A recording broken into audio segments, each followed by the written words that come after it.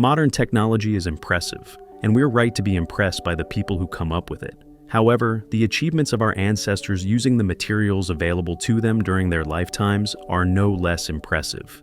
This video contains some ancient creations so incredible that they still leave scientists scratching their heads today. A stunning discovery on the banks of the Kalambo River, bordering Zambia and Tanzania, has shed light on the ingenuity of our human ancestors. Researchers unearthed what's believed to be the world's oldest known wooden structure, dating back nearly 500,000 years, predating the rise of modern humans. This simple yet ingenious construction, crafted by shaping two logs with sharp stone tools, might have been part of a walkway or platform used by Homo heidelbergensis, a predecessor of modern humans. The logs, one a type of bush willow, show clear signs of being cut, chopped, and scraped with stone tools, indicating a high level of skill and planning. The discovery, led by Professor Larry Barham of the University of Liverpool, was dated by scientists at the University of Aberystwyth to at least 476,000 years old. This predates Homo sapiens, who emerged about 300,000 years ago. The structure's design suggests it could have been used for various purposes, such as storing items, keeping firewood or food dry, or even as a shelter. The site at Kalambo Falls, discovered during a 2019 expedition, also yielded other wooden items like a digging stick and a possible work surface, all preserved by waterlogged sediments. Archaeologists in Azanoy, an ancient city in western Turkey, have made a great discovery that takes us back over 2,000 years to the Roman era. They found remnants of cosmetic products, including jewelry and makeup materials used by Roman women. The excavation, led by Gökhan Köşkün from Dumlupınar University, focused on the Agora, the marketplace east of the city's Temple of Zeus. Here, they found 2,000-year-old shops and various inscriptions that offer insights into the city's commercial and social structure. Köşkün's team discovered perfume bottles, jewelry items, and makeup materials, including hairpins and necklaces. Among the most intriguing finds were makeup pigments similar to modern blush and eyeshadow, albeit in fragments as small as 0.04 inches. These pigments, predominantly red and pink, were found in 10 different hues. In the Roman Empire, makeup materials like blush and eyeshadow were often placed inside oyster shells for use. The site of Azanoy, 35 miles from the Kütahya city center, flourished in the 2nd and 3rd centuries, and was an important religious center in the Byzantine era. This discovery adds a new layer, a makeup layer if you like, to our understanding of Roman life and culture, particularly the beauty practices of Roman women. 24 miles east of Mysore in Karnataka, India, lies the Keshava Temple of Somanatapura, a stunning example of Hoysala architecture. Built in 1258, this temple, although not as large or well known as the Belur Halabidu temples, boasts an equally impressive design and craftsmanship. Dedicated to Keshava, a form of Krishna, the temple features 3 sanctums, each housing a beautiful Krishna sculpture and topped with an ornate shikara. The temple's history is rich, with its construction initiated by Somanatha, a military leader under King Narasimha III. The temple took an estimated 68 years to complete and suffered significant damage during Malik Kafur's invasion in 1311. After this, it underwent extensive renovations in the 15th century and again in the 20th century. The temple's architecture is a harmonious blend of southern Dravida and northern Nagara styles, known as the Visara style. The interior is equally impressive, with the Mantapa or domed hall following the Navaranga design, a 3x3 grid of 9 rectangular sections. The temple's exterior is a visual feast, adorned with a repertoire of stunning artwork and sculptural reliefs, including depictions of Vishnu in various forms and the 10 avatars. The temple, now maintained by the Archaeological Survey of India, stands as a testament to the artistic and cultural heritage of the Hoysala era. Our next story is that of a fascinating discovery in Vingrom, just outside Lillehammer in Norway. There, archaeologists have unearthed 5 incredibly delicate gold squares, each about the size of a fingernail and as thin as paper or aluminum foil. These tiny treasures, dating back to Norway's Merovingian period of 550 to 793, are stamped with intricate figures of men and women in elegant attire facing each other. The level of detail in these motifs is astonishing, with the figures often adorned in jewelry and depicted in various poses, holding items like drinking cups, wands, or rings. These gold squares are not just beautiful artifacts. They offer a unique window into the costuming and iconography of the time. The gold squares are believed to have had a mythical or ritual significance. Some interpretations suggest they represent the hierogamy myth, the sacred marriage between the god Frey and the Jotun daughter, Gerud. They might have been used in wedding celebrations or fertility rituals, or even as symbols of the ruling family's power and heritage. The discovery was made during excavations along the E6 highway, where previous digs had uncovered 30 similar gold squares near a god's court, an ancient place of worship found in 1993. This building, no more than 50 feet long, was likely used solely for ritual purposes. Another recent discovery has shed light on the artistic inclinations of our ancient human relatives, specifically Homo erectus, who lived around 1.4 million years ago. Excavations in northern Israel have unearthed nearly 600 stone balls, each about the size of a plum, alongside more typical stone tools like hand axes. These stone spheres, or spheroids, have puzzled archaeologists for years. Some thought they were merely byproducts of other tool-making processes, but new research suggests otherwise. Using advanced 3D analysis software, scientists from the Hebrew University of Jerusalem have meticulously examined these spheroids. Their findings indicate intentional craftsmanship. The spheroids have a large primary surface surrounded by smaller worked planes, hinting at a deliberate process of first removing a large flake of stone and then refining the edges. This method contrasts with natural processes, like river erosion, which produce smoother textures but not perfect spheres. The rough surfaces and near-perfect spherical shapes of these stones suggest they were handcrafted. Lead archaeologist Antoine Muller posits that these ancient toolmakers had the ability to conceptualize a sphere and skillfully shape stones to match this vision, demonstrating remarkable planning, dexterity, and skill. This discovery, alongside elegantly constructed stone hand axes from the same period, suggests an early appreciation for symmetry and beauty. Archaeologists from the German mining museum Bochum have made a remarkable discovery in an ancient rock salt mine near Salzburg, Austria. They unearthed a child's leather shoe that's over 2,000 years old, dating back to around the 2nd century BCE. This shoe isn't just any old find, it's in stunning condition, complete with parts of the flax laces and showing how it was originally tied. The shoe, about 7.5 inches long, would fit a 7-year-old today. It's a poignant reminder that children once worked in these mines. The Dernberg mine, where the shoe was found, has been a site of archaeological interest since 2001. Researchers are keen to learn more about the life and work of Iron Age miners there. The salt in the mine has a preservative effect, allowing organic materials like leather and wood to survive for millennia. Alongside the shoe, the team found other organic remains, including a wooden shovel and a piece of fur with lacing, possibly from a hood. This discovery offers a rare glimpse into the lives of those ancient miners, providing invaluable information for scientific study.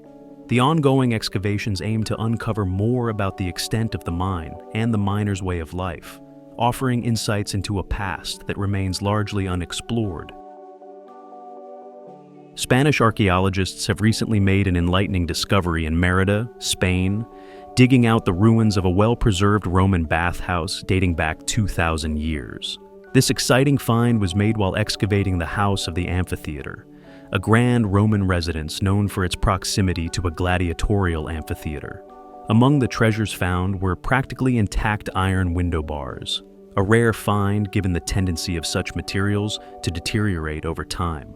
These bars were located in the apoditerium, essentially a changing room in Roman bathhouses.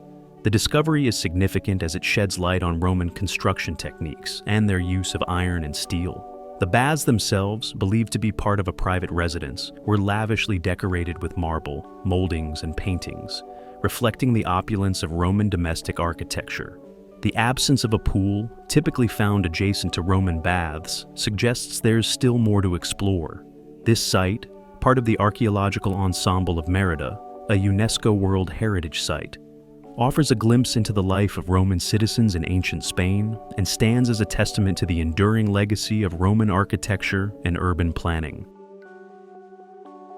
Our next discovery takes us to a bat cave in southern Spain, where researchers have found sandals that might just be the oldest footwear found in Europe. These ancient sandals, estimated to be around 6,200 years old, were discovered at the Cueva de los Murciélagos near Granada. This site, known for its hunter-gatherer burial grounds, has yielded not just sandals but also baskets and tools, all much older than previously thought. The items, including 22 sandals made from esparto, a type of grass, were dated using radiocarbon techniques. The craftsmanship of these items, especially the basketry, challenges our assumptions about the technological capabilities of pre-agricultural communities in southern Europe. The process of making these items was intricate, involving drying the grass for up to a month and then rehydrating it for a day to make it pliable. This discovery not only sheds light on ancient footwear, but also highlights a long-standing tradition of esparto grass craftsmanship in the Iberian Peninsula, a tradition that continues to this day. The sandals from this cave represent the earliest and most diverse collection of prehistoric footwear in Europe, offering a unique glimpse into the lives and skills of our ancient ancestors. There's something a little grisly about our next find, which comes from the archaeological zone of Palenque in southern Mexico. It's a Maya nose ornament crafted from human bone. This small, intricately carved piece measures about 2.5 inches long and 2 inches wide, was likely worn by priests and rulers during religious ceremonies to represent Ki Awil, the Mayan god of maize and fertility. The ornament, fashioned from the anterior section of a distal tibia, perfectly matches the natural crest of a nose, enhancing the wearer's profile to resemble an ear of corn. This aligns with the Maya elite's practice of cranial deformation, where they flattened and elongated infants' foreheads to mimic the shape of this god's head. The ornament's detailed carving features a man adorned with a headdress, wristbands, a necklace, and earplugs, holding a rod with a skull atop a cloth bundle. This imagery, along with the ornament's discovery in a ritual deposit under a stucco floor, highlights its significance in Mayan culture, particularly among the elite, as evidenced by its presence in several sculptural representations across Palenque. This find not only offers insight into ancient Mayan religious practices, but also underscores the sophistication of their artistic craftsmanship. Our next remarkable discovery story takes us back to Turkey, where archaeologists have found a 3,800-year-old cuneiform clay tablet.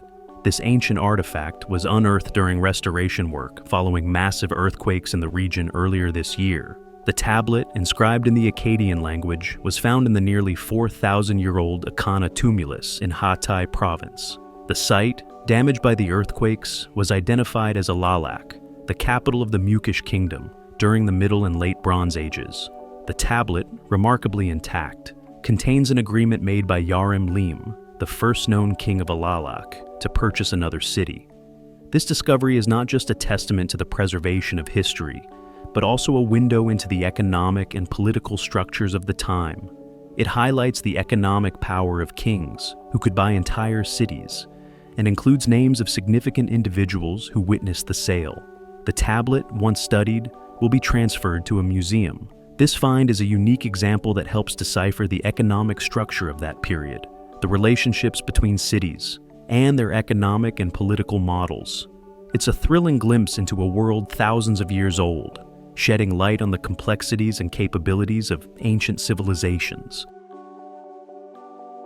To close, we dive into a remarkable military find off the coast of Marstrand, Sweden, an underwater discovery that rewrites part of naval warfare. A bronze cannon, less than 20 inches long, was found by a scuba diver at a depth of around 65 feet.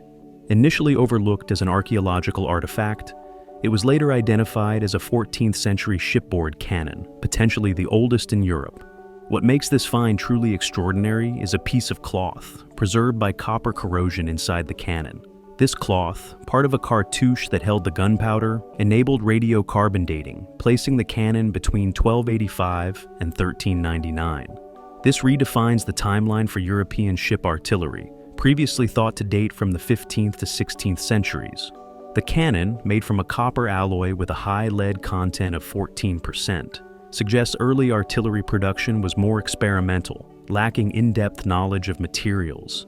Analysis indicates the copper likely came from present-day Slovakia, with the lead possibly sourced from England or the Poland-Czech Republic border region.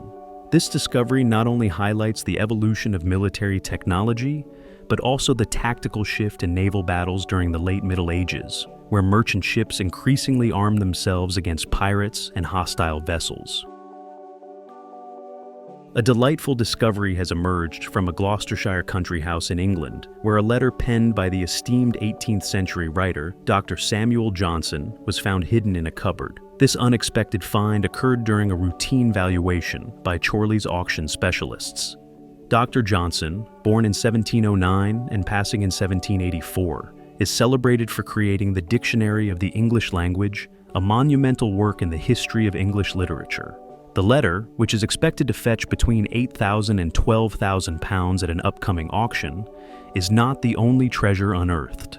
A letter from the famous 18th century actress Sarah Siddons was also discovered. The current owner of the house was reportedly unaware of the letter's historical significance. Dr. Johnson, a native of Lichfield, Staffordshire, was a revered figure in his time, known as a brilliant essayist, literary critic, editor, poet, playwright, biographer, and lexicographer. The Oxford Dictionary of National Biography hails him as, arguably, the most distinguished man of letters in English history. The letters, which are of considerable length, reveal a deep affection between Dr. Johnson and Sophia Thrale, the daughter of British author and arts patron Hester Lynch Thrale. On a regular day in the Białowieża forest in Poland, a group of explorers made a discovery that forever changed the way we see our planet's history. They were walking along a little-used trail, surrounded by ancient trees and lush greenery, when one of them stumbled upon something hard sticking out of the ground. Looking closer, they realized it wasn't just a root or a fallen trunk, but something much bigger and unlike anything they had ever seen. Carefully, they began to dig around it, and little by little, a huge head with sharp teeth emerged, almost like that of a giant crocodile, but with an even more impressive structure. The body, long and covered in marks, stretched on until it disappeared into the ground. It was as if a prehistoric monster was sleeping there, waiting to be found. Local scientists soon arrived at the site and, after extensive study, gave the creature a name, the Białowieża dinosaur. According to initial analysis, this animal lived over 30 million years ago and could reach up to 12 meters in length. The dinosaur was a highly feared predator in its time, hunting other animals with its mouth full of sharp teeth. The most impressive part of this find is that the skeleton was almost completely intact, which is very rare. This allowed researchers to better understand how the dinosaur lived and moved through the ancient forest, using its long body to hide among the trees and launch surprise attacks. The news spread quickly, and people from all over the world began visiting the forest to see this incredible piece of history up close. Today, the Białowieża dinosaur has become a symbol of the region and inspires stories and legends among locals. Those who walk through the forest say they can feel the energy of an ancient time when gigantic creatures still ruled the earth. What do you think of this dinosaur? Tell us in the comments. Hestnes Woman's Grave, unique textiles and grave goods in Norway. The discovery of Viking artifacts in Norway is common for archaeologists, but some discoveries are more special than others. In 2020, excavations at Hestnes in the southern Trøndelag County in Norway revealed the grave of a woman dated to approximately 850 to 950 CE, in the middle of the Viking Age. This chamber grave, an unusual form of burial in central Norway but more common in Birka in Sweden and in ancient Danish areas, contained exceptionally well-preserved Viking textiles, including wool and linen fabrics and unique embroidery. Archaeologist Ruth Iran Oyen highlighted the rarity of finding such an intact textile remnant and embroidery from this period, comparable only to opulent graves like Oseberg in Norway and Mammengravene in Denmark. The woman was buried with numerous and varied textile tools, such as wool combs, indicating that she likely worked in textile manufacturing. Furthermore, the grave contained a rare three-lobed brooch, typical of ancient Danish areas, and hundreds of miniature pearls concentrated over the right shoulder, which may have been part of pearl embroidery. Archaeologists suggest that the woman wore an apron dress fastened by tortoise brooches, a fine linen or wool shirt underneath, and a cloak with embroidered decorative elements, possibly lined with fine wool and with braided edges. Fine fabrics were rare in Viking Age Norway, so when someone died, they were usually passed on to the deceased's family. For this woman to go to the grave fully dressed may suggest that no one else was deemed worthy of wearing her clothes. This may just be a dull brown piece of fabric to the untrained eye, but to an archaeologist, it is invaluable. Valsgärde boat graves. Elite bedding and symbolic meanings in Sweden. The burial ground at Valsgärde in central Sweden contains over 90 graves from the 7th and 8th centuries, a period known as the Merovingian period, which precedes the Viking Age. Two of these spectacular boat graves, each about 10 meters long and designed for 4 to 5 pairs of oars, were the focus of a study that revealed high-ranking warriors buried with richly decorated helmets, shields, weapons, and provisions for their last journey. The most notable discovery was the feather bed found under the two warriors, the oldest known in Scandinavia. This finding indicates the high social status of the buried men, as the feather bed was a luxury item at the time, although it had been used by wealthy Greeks and Romans much earlier. Analysis of the feathers, conducted by Birgitta Berglund, revealed a wide variety of species, including geese, ducks, partridges, crows, sparrows, wading birds, and, surprisingly, eagle owls. This diversity refuted an initial theory that eider feathers would have been exported from Norway, providing instead unique information about the local avian fauna and the relationship between humans and birds in prehistoric times. The presence of feather bedding, a luxury item, in these high-status graves, along with the diversity of locally sourced bird feathers, suggests sophisticated resource management by elites. This demonstrates that while long-distance trade networks existed for some goods, high-status individuals also extensively utilized local resources and skilled labor to produce valuable items. This scenario offers a more nuanced view of ancient economies and elite consumption patterns, where the value of goods was not exclusively linked to their exotic origin, but also to the effort of local collection and preparation. Researchers believe that the choice of feathers held a deeper symbolic meaning, potentially linked to Norse folklore about death and the liberation of the soul. For example, goose feathers were believed to facilitate the release of the soul, while those of domestic chickens or birds of prey could prolong the agony of death. Another intriguing finding was a decapitated eagle owl in one of the graves, suggesting a ritual to prevent the deceased or the owl from returning from the underworld, a practice similar to bending swords found in Viking graves. The presence of specific feathers and the decapitated owl underlines a complex belief system surrounding death and the afterlife. This demonstrates that funerary practices were not just about material wealth, but deeply imbued with spiritual meanings, reflecting anxieties about the return of the dead and attempts to influence the journey to the underworld. Bronze Age Italy, the enigmatic Noceto, votive tank. The Vasca votiva of Noceto is a unique and well-preserved wooden structure, mainly oak, discovered in excavations in the southern Pio Plain, northern Italy, dated to the Advanced to Late Middle Bronze Age, 1600 to 1300 BCE.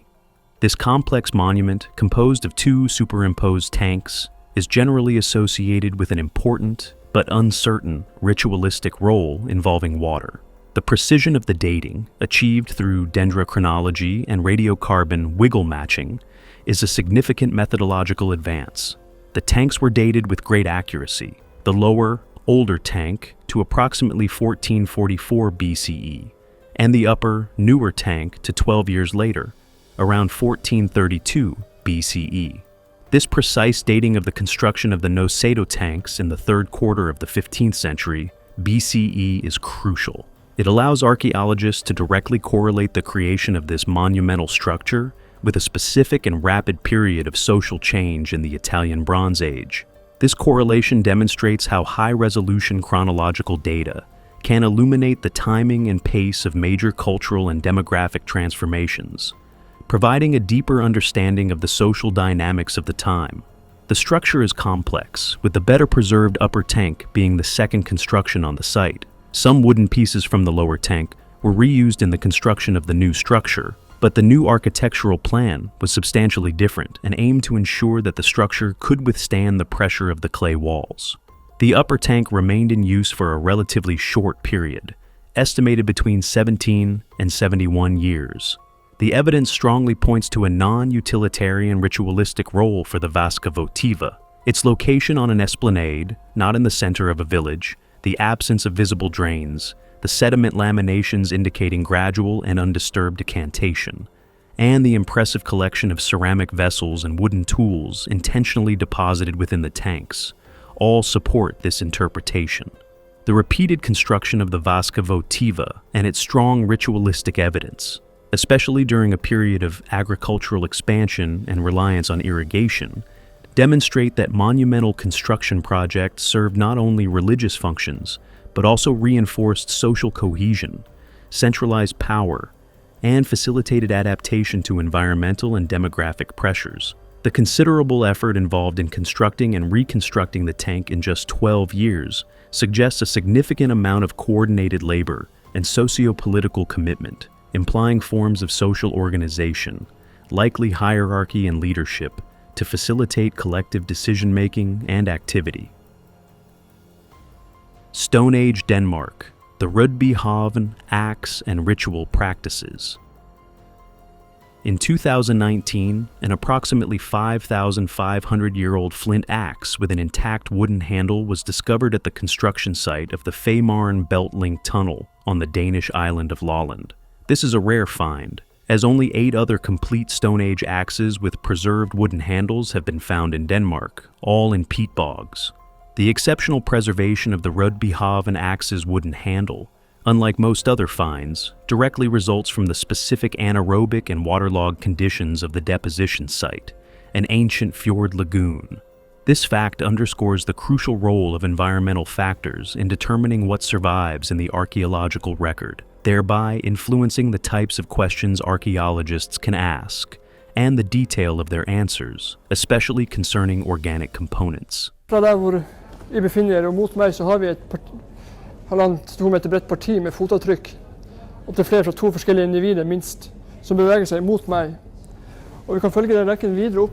The axe was part of a larger collection of vertically placed artifacts, including wooden candlesticks, paddles, bows, spears, and axe handles, along with ceramic objects and animal remains, such as 60 jaws from different animals and 2 axes made of deer antlers with fragments of wooden handles. The deliberate and vertical placement of these valuable objects and the absence of any utilitarian purpose for their burial in shallow water strongly identify them as religious deposits or ritual sacrifices. The discovery of valuable axes and other tools as ritual offerings, coinciding with the advent of agriculture, demonstrates that technological advancements were deeply integrated with evolving social structures and religious practices in Stone Age communities. Axes were crucial tools during the introduction of agriculture, essential for deforestation. The establishment of sedentary agricultural communities led to the development of new social hierarchies and religious rituals, with local wetlands being consistent for cult practices. This suggests that production tools, vital for survival and social transformation, became central to the symbolic and sacred life of these communities, reflecting their deep dependence on and reverence for the resources they managed. The Jaraswal Wooden Road, a glimpse into 18th century trade. In February 2021, archaeologists in Jarosław, southeastern Poland, discovered a 30-meter stretch of a well-preserved wooden road from the late 17th or early 18th century during sewage works in the historic city center. This is one of the longest wooden roads ever found in Poland. The road was 3 meters wide, suggesting one-way traffic, and was built with timbers mounted on wooden crossbeams, likely sturdy oak. Despite Yaroslavl being an important trade center and hosting some of the largest fairs in Europe, the road shows no hoof marks or wheel ruts, which indicates its durability. It was actively used for about 100 years before being covered by paved roads. The discovery of this durable and well-built wooden road in Yaroslavl, an important trade center, exemplifies the sophistication of medieval engineering and the importance of robust infrastructure to facilitate extensive trade networks across Europe. This construction reflects a significant investment in supporting economic networks, highlighting the organized labor and strategic planning involved in supporting regional and international trade. This wooden road was part of a 400-kilometer route connecting Bielsko-Biała to Lviv, in present-day Ukraine, with this section being the only unpaved part. Some sections of the road have been transferred to the Yaroslavl Museum for conservation and study, and artifacts found during the excavation, such as coins, shoe leather, and nails, will be displayed in the museum. The remaining portion of the road will be displayed in situ in the coming months. Yaklishi Cemetery, Gothic jewelry, and production techniques. A 2,000-year-old Gothic cemetery was discovered in WDA Landscape Park in Poland, revealing 50 ancient graves from the 4th century CE. High-status grave goods included silver necklaces, fibulae, a silver bead necklace, and snake motif jewelry, along with a well-preserved urn. The quality of the jewelry rivals pieces from the Roman Empire, highlighting the Goths' impressive skills in goldsmithing and silversmithing. Separately, research on lead glass ornaments from a fort in Wrocław and a burial ground in Sypniewo confirmed the mass production of lead glass jewelry in medieval Poland from local raw materials. However, no direct glass production workshops from raw materials were found at these sites, suggesting that artisans used imported semi-finished products, such as glass rods. The evidence of mass production of lead glass jewelry from local raw materials, along with the probable import of semi-finished products, reveals a complex system of artisan specialization and trade networks in medieval Poland. This illustrates how local resources were integrated into broader European supply chains for luxury goods, demonstrating the interconnectedness of medieval economies. Although jewelry is often associated with femininity, the discovery of larger rings, specifically in yellow and black, which were likely not designed for women, and beads in male graves, suggests a more complex understanding of gender roles in medieval society. This challenges traditional and anachronistic assumptions about gender roles and the use of adornments in medieval societies. The presence of these findings emphasizes the need for archaeologists to be cautious when imposing modern or anachronistic gender interpretations on ancient artifacts, and instead, to consider the full spectrum of social practices and symbolic meanings within their specific historical contexts. Prehistoric Switzerland. Opium poppy cultivation in Zurich. At the site where the underground garage of the Zurich Opera House in Switzerland now stands, the oldest evidence of deliberate cultivation of opium poppies by humans was discovered, dated to approximately 5,500 BCE. This discovery, based on a new analysis of archaeological seeds, strengthens the hypothesis that prehistoric farmers in the Alps contributed to the domestication of this plant. Previously, it was believed that the opium poppy had been domesticated in the Western Mediterranean, where its wild progenitor still grows. However, new research suggests that Alpine farmers began large-scale cultivation and use of the opium poppy around 5,500 BCE, playing a role in its domestication. A new analysis methodology, developed by archaeologist Anna Jesus, allowed archaeological seeds to be classified as domesticated or wild by measuring cell count, size, and shape of the seeds with 87% reliability. The application of this methodology to the seeds from the Zurich Opera House site revealed a mixture of wild and domesticated seeds, suggesting that farmers may have intentionally mixed the variants or that selective pressure from cultivation led to the evolution of the opium poppy into the domesticated variant. Although the opium poppy is now known primarily as a source of opium and opiates, its seeds were also valuable for food, such as porridge and cooking oil, and for medicinal purposes. The presence of opium poppies in Zurich does not necessarily imply narcotic consumption, but rather its use as food or medicine. This discovery demonstrates the sophistication of prehistoric agricultural practices in Europe and the complex relationship between humans and the plants they cultivated, contributing to the understanding of crop domestication outside traditionally accepted regions.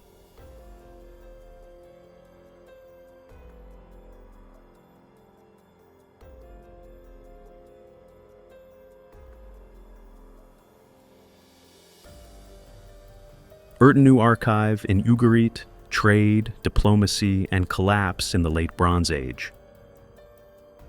Ertenu was a Late Bronze Age merchant in Ugarit, Syria, who ran a state-affiliated trading company from his home in the city. His archive, discovered in 1973, contains approximately 650 baked clay tablets. The archive of a private merchant like Ertenu offers a unique and granular perspective on the major geopolitical and environmental crises, such as drought, famine, and the invasion of the Sea Peoples, that contributed to the Late Bronze Age collapse.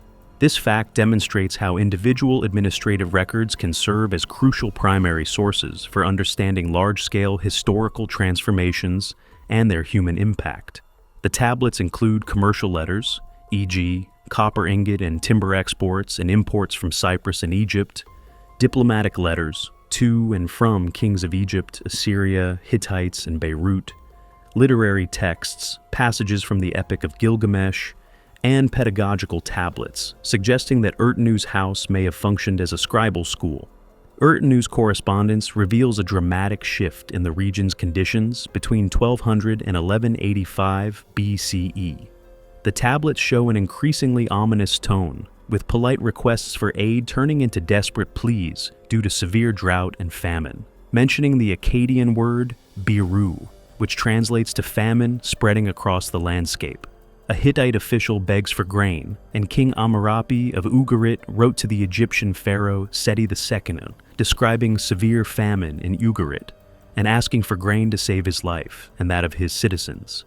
This explicit mention of severe drought and famine in Ertenu's letters, immediately prior to the collapse of Ugarit and other eastern Mediterranean cities, strongly suggests that climate change was a significant, if not primary, causal factor in the Late Bronze Age collapse. This highlights the long-term historical impact of environmental variability on human societies and the interconnectedness of ecological and geopolitical stability. The archive also documents the impending war and invasion of the Sea Peoples, who contributed to the Late Bronze Age collapse. A letter, likely unsent, describes invaders appearing on the coast and establishing a beachhead near Ugarit, with King Amurapi pleading for forces and chariots to save him from this enemy, almost certainly the Sea Peoples. This archive provides an unparalleled insight into Ugarit's prosperity, its extensive trade ties, diplomatic contacts, and the events that led to its destruction.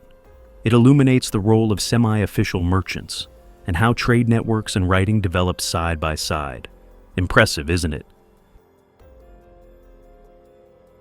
Prehistoric Israel, the oldest cremation at Beis-Amun.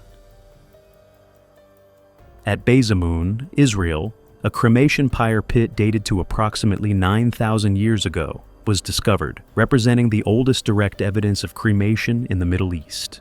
The human remains belonged to a young adult of unknown gender who had been wounded by a flint projectile several months before their death. Death occurred in the spring, identified by the presence of flowering plants used in the pyre. The body was likely placed in a seated position on the pyre and was not moved during or after cremation. Analysis of the pit's clay lining indicated that the 355 bone fragments, some burned, were exposed to temperatures of up to 700 degrees Celsius. The shift to cremation at Beis-Amun, which coincides with a period of social transition, suggests that funerary practices were dynamic and adapted to changing social needs.